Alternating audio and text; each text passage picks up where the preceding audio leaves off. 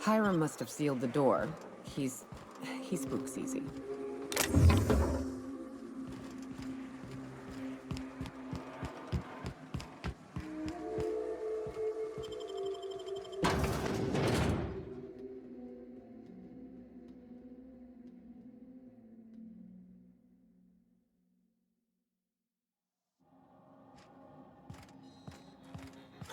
You may not realize this, being as you're an outsider, but the blaring alarm system is on now. Which means you can't ever get go in already. Can't? We'll see about that.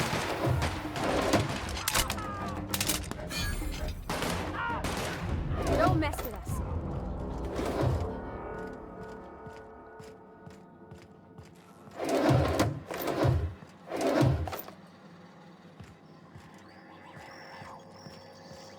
Here's the elevator, but it ain't gonna budge while this place is on lockdown. Guess we keep moving forward. Look for another way up.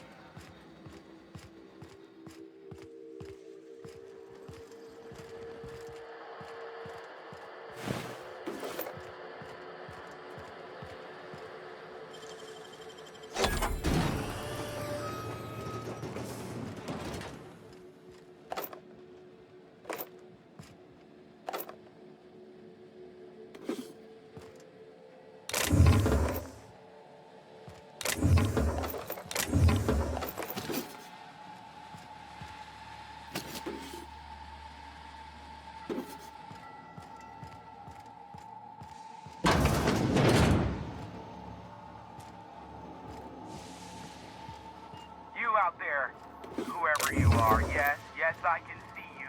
Come here and talk to me. Base to intercom.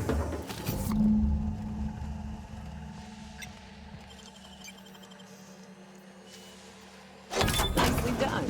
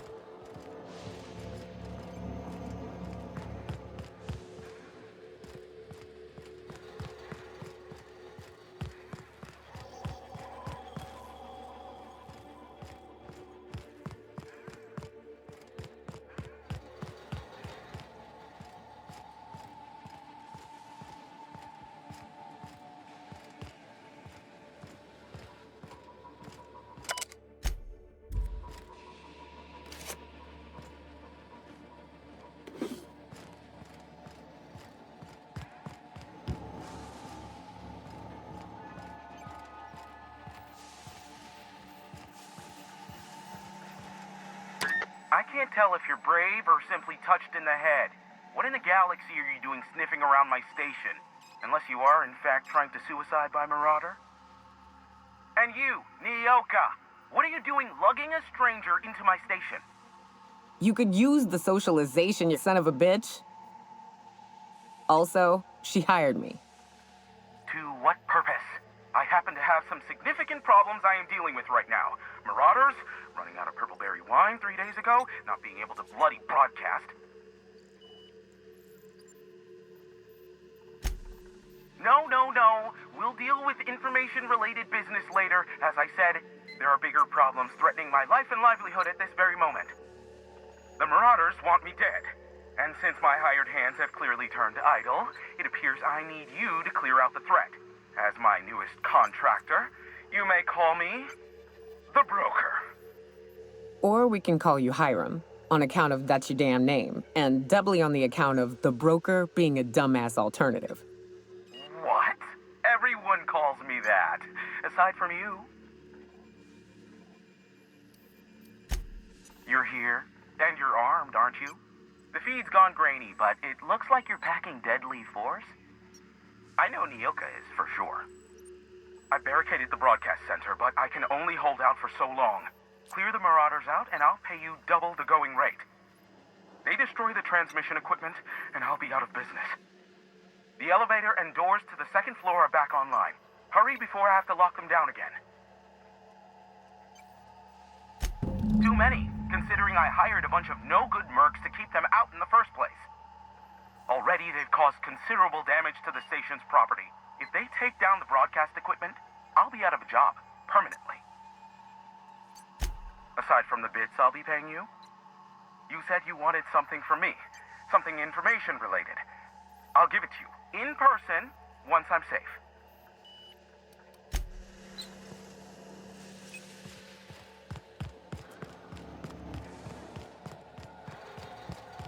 Hey, elevators to your right. Get ready.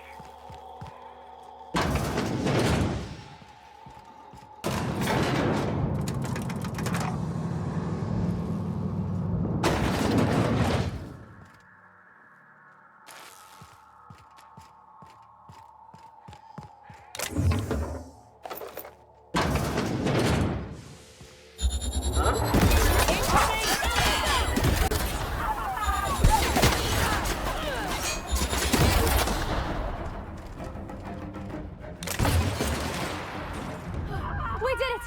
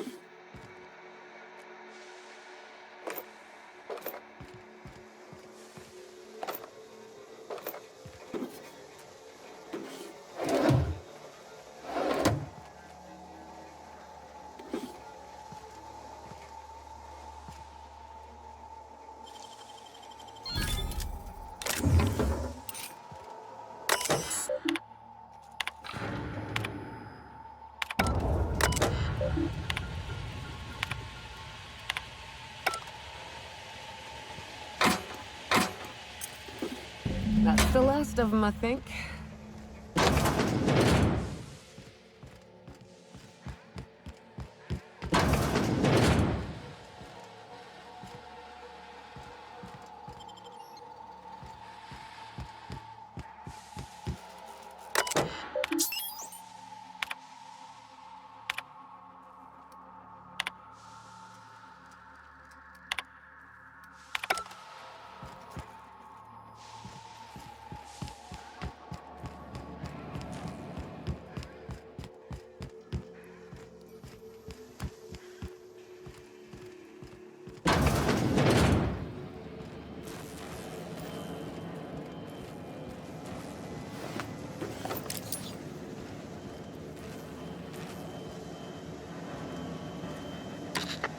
Marauder free at last.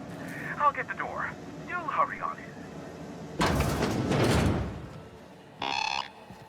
Never thought I'd be ecstatic at having the walls painted in blood, but seeing as it's not mine, I'd say this calls for a celebration.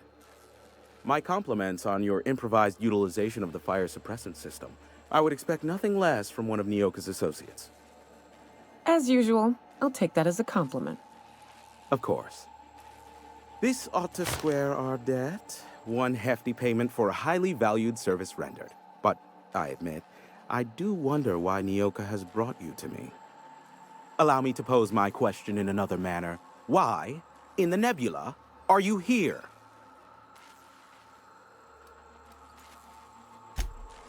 Ah yes, our little chat on the intercom. You're looking for the premier broker for all of Monarch, which you knew was me, clearly. Phineas must have sent you. He's the only one insane enough to send someone to Monarch to rush me. I knew it was only a matter of time before he came a-knocking. Look, I might be late, but I fulfill my contracts, always. Oh, you do you? I have lost track of the number of beers you owe me for chasing raptidons off your stoop. Are you fibbing? Be honest. I take offense to that. Look, okay. It might take me a while this time. I am awaiting but a single incoming transmission containing the information we desire. But MSI and the Iconoclasts are clogging the airwaves from Stellar Bay and Amber Heights. In their war against each other, they're scrambling each other's outgoing transmissions. Luckily, however, the Iconoclasts have now gone silent. You wouldn't know anything about that, would you? If you did, then you would have had my impressed gratitude. Still, we need to get MSI off the airwaves. I will leave the means to that particular end under your discretion.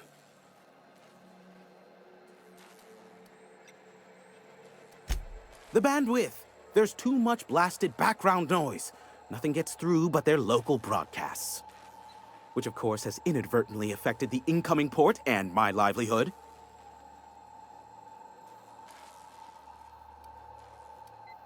No, they're jamming the limited frequencies we have at our disposal. Nothing extraplanetary can get in or out until the frequency pollution thins out. The safest bet is to convince Sanjar and MSI to stop transmitting on their end. You do that, I'll be here, waiting on the receiving end. Luck be with you. I have a feeling you'll be needing a pinch of it, plus a vat of patience. Oh, great. I love doing pro bono work for friends. Aw, you called us friends. I'd normally entertain your self-aggrandizing delusions, but this time it's important. Important to you is not the same as important to me. Although I do recognize that you may have earned some goodwill during your months laboring for me.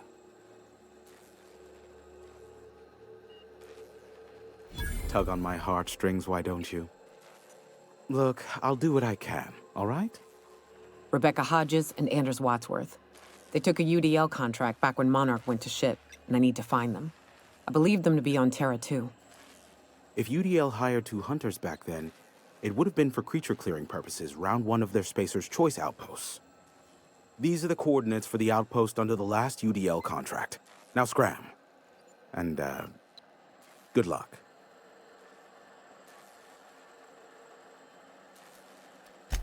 Is that a trick question? Because to answer it, you'd need to pay me. Of course, I could offer you a vastly more interesting bit of data instead.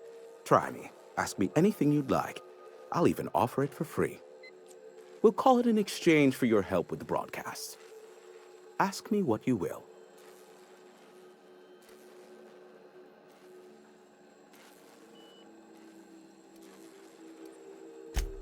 They are a curious lot.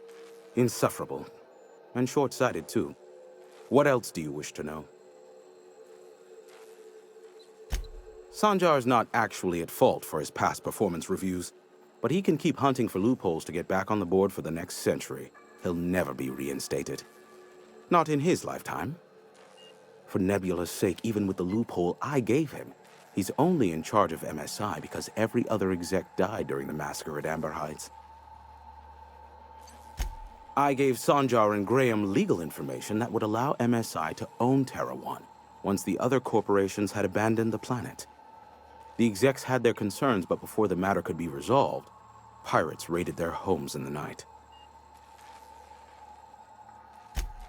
Some say Graham suffers from nightmares that leave him sweat-drenched and screaming. I would assume it stems from the friends and family he lost in Amber Heights all those years ago.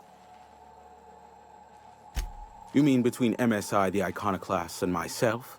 I bet neither of those megalomaniacs told you I was the true mastermind behind Monarch. Back when the colony was still Terra 1 and corporations were abandoning us left and right, I'm the one who approached Sanjar and Graham with the means to our salvation. I offered them a legal way to take control of the planet. If MSI were the only corporation here, they could claim sole ownership. Precisely. The other corporations were fleeing because of the hazard clause declaring Terra 1 uninhabitable. But MSI had lagged behind, giving Sanjar and Graham an opportunity. Take over MSI, stay here while the other corps left, take over the planet. Precisely. Without me, they never would have done more than play Revolution in hushed whispers over scuzzy kale ales in the tavern. Thus, the bargain was struck.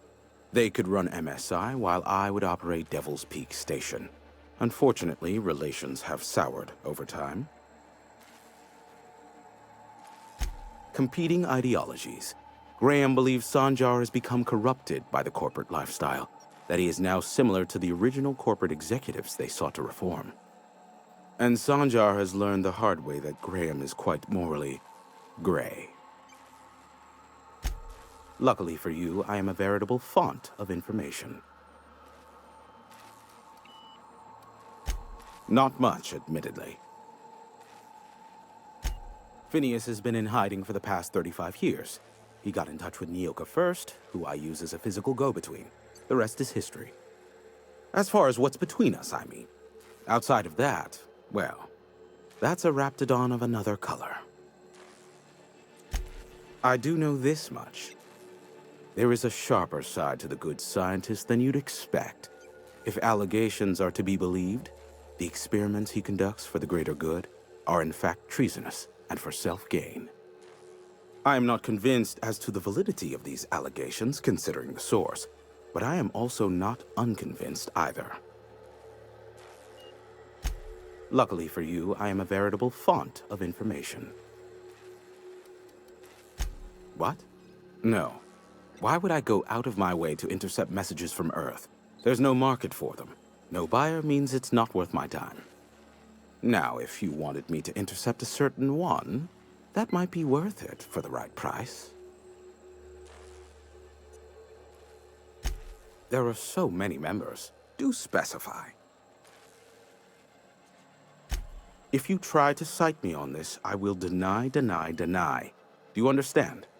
What I am about to reveal is the sort of information that gets a body disappeared. MSI's ownership of Monarch is technically legal, but it would give MSI too much power on the board to grant them such status. Exactly. But you didn't hear so much as a whisper of such from me. Luckily for you, how low you seemingly regard my trade.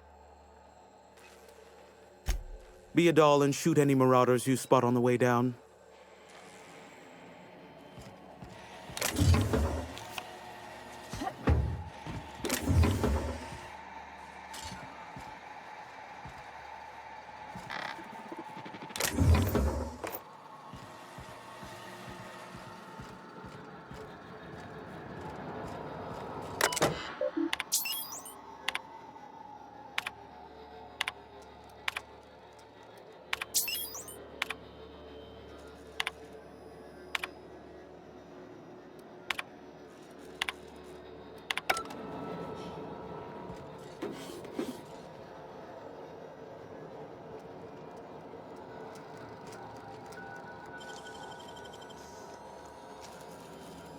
Damn, got some nimble fingers, Captain.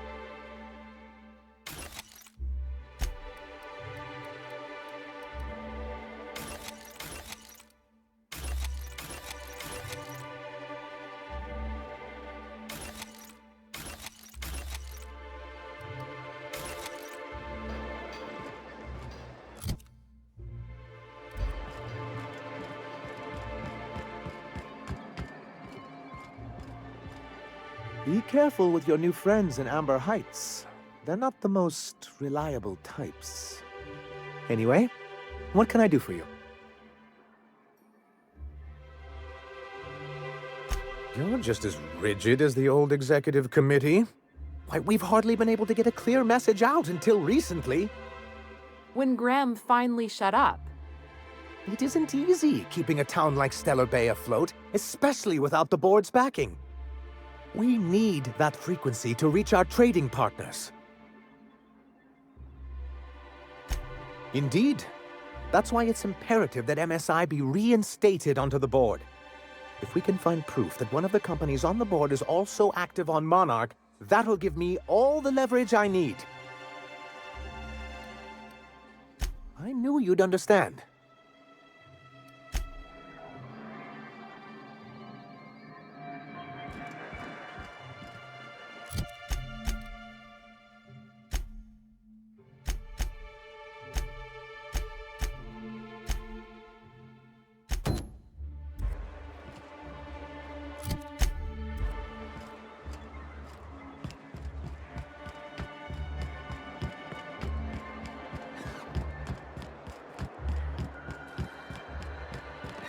Velma seem out of sorts to you?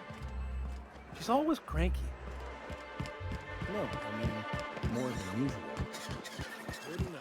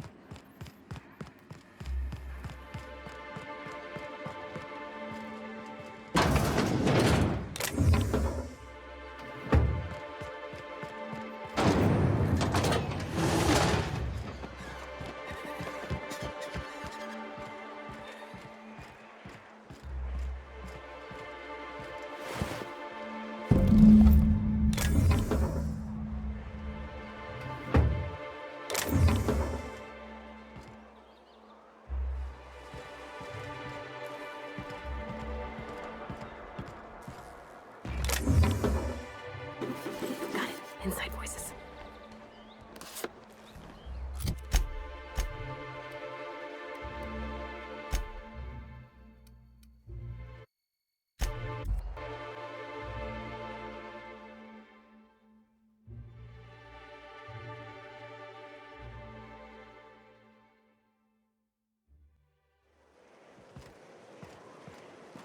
Time for a round of whist. Or a round of whiskey. Or both. I don't like the way folks are looking at me, Captain. Sandwich? Maybe I could stand a little closer to you.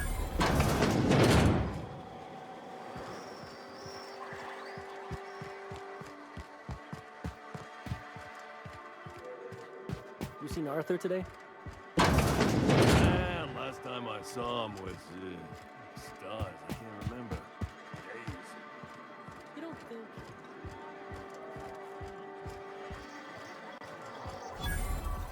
Uh-huh.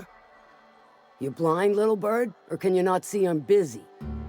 Why is it every sissy-pig fucker who strolls into my town expects me to smile and shout awful friendly? Welcome to Fallbrook. Only nugget of paradise in this entire law-forsaken land. Like a void damn advert. Oh, she just comes and says whatever's on her mind, huh? Truthfully spoken, I do aim to properly represent my aforementioned nugget of paradise.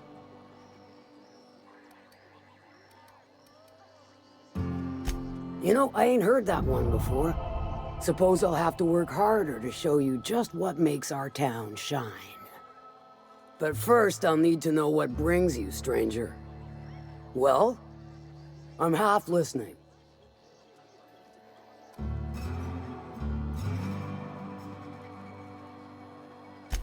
Good of you to finally haul your ass over here. I wired for backup weeks ago.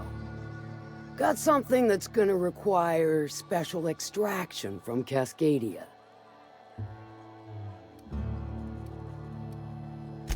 So you got a brain on them shoulders. Excellent.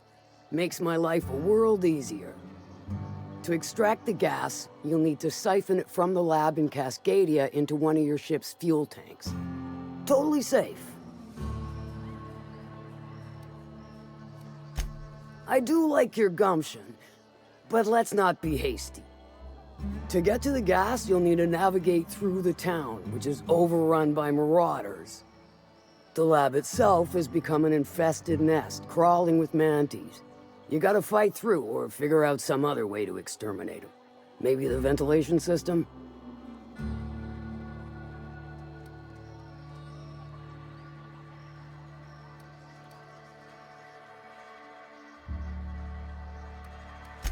I shall leave the details to you.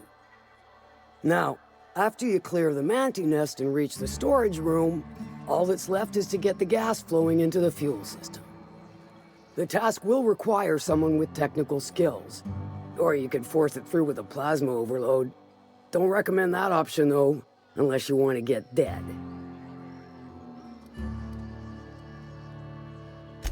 Load vapors into a liquid propellant tank? I think I know how to do that. No, I can do that. I think. Yes. Mostly? Definitely. Dandy. Did I mention the gas is of an extremely volatile nature? Handle it with the utmost of care. Once you've got our goods, take them to the groundbreaker. Lilia's fencers ought to handle the rest of it. I've marked the coordinates for you to the lab in Cascadia. Use the passcode Antediluvian on the terminal to get in. But before you make your run, I could use a heavy helping hand regarding a local issue. For a fine fee, of course. Good. This particular matter of opportunity has been eating at me for a while now. There's a Borst factory on up the way, run by a man who calls himself the King. Clive Lundberg, insufferable prick. That aside, it's a business ripe for the plucking. I want it. Clear as that. Stars, I hope so. Clive Lundberg, the self-proclaimed Borst King of Monarch, is swimming in profit and drowning in his ego. He's making the only meal to be had this side of Monarch, and I'm tired of ponying up for my dinner. I want that Borst factory, owner dead or alive. And you're the soon-to-be handsomely paid fucker who's gonna get it for me. Kill him, run him out. I don't rightly care for the details, so long as Clive knows resistance to me is costly and futile. Hit him where it hurts, and his gut or his production lines ought to make do. If you got brass knockers, you could shoot your way through the front gate. If you don't fancy getting shot to shit, you can try asking Duncan for a disguise. Might be another way in, assuming you're courageous enough to trek the sewers. Void if I know.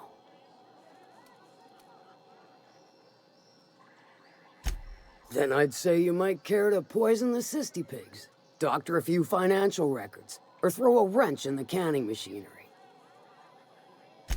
It'll be more than good when you're finished. Maybe not for Clive, but for me and you, I'm sure. Oh, and if you don't fancy going in guns blazing or crawling through a sewer pipe, see Duncan in the dry goods and sundry building. He ought to have an employee ID in that stash of illicit goods he keeps for select clientele. May luck be with you, since I won't be.